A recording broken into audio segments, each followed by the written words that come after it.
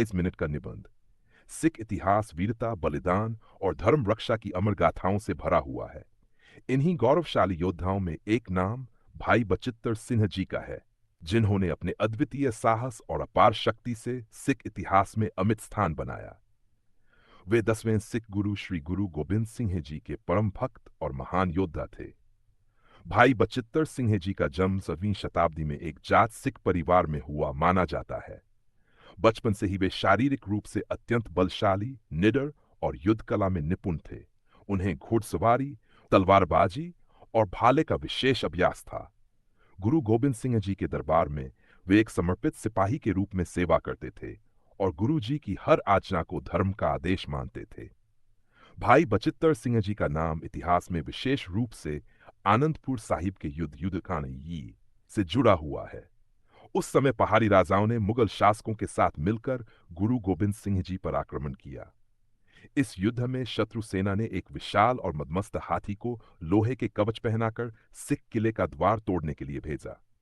हाथी को देखकर कई योद्धा भी विचलित हो गए, क्योंकि इसका सामना करना लगभग असंभव प्रतीत हो रहा था। ऐसे संकट के समय भाई बचित्तर सिंह जी आगे आए। गुरु गोबिंद सिंह जी ने उन्हें आशीर्वाद दिया। भाई बचित्तर सिंह जी ने अपने विशेषनागनी भाले को हाथ में लिया और निर्भीक होकर उस विशाल हाथी की ओर बढ़े। उन्होंने पूरी शक्ति से भाले का वार हाथी के माथे पर किया। भाले का प्रहार जबरदस्त था कि हाथी वहीं रुक गया और पीछे हटने लगा। हाथी के रुकते ही शत्रु सेना में भगदड़ मच गई और सिखों का मनोबल अत्यंत बढ़ गया।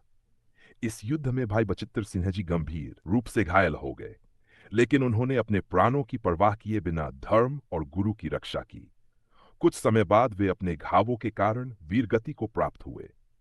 उनका बलिदान सिख इतिहास में स्वर्ण अक्षरों में अंकित है। भाई बचित्तर सिंह जी का जीवन हमें यह सिखाता है कि सच्चा योद्धा वही होता है जो धर्म, सत्य और न्याय के लिए निडर होकर खड़ा हो। उनका साहस केवल शारीरिक शक्ति का प्रतीक नहीं, बल्कि अटूट विश्वास और गुरु भक्ति का उदाहरण भी है। आज भी सिख समुदाय में भाई बचित्तर सिंह जी का नाम सम्मान और गर्व के साथ लिया जाता है।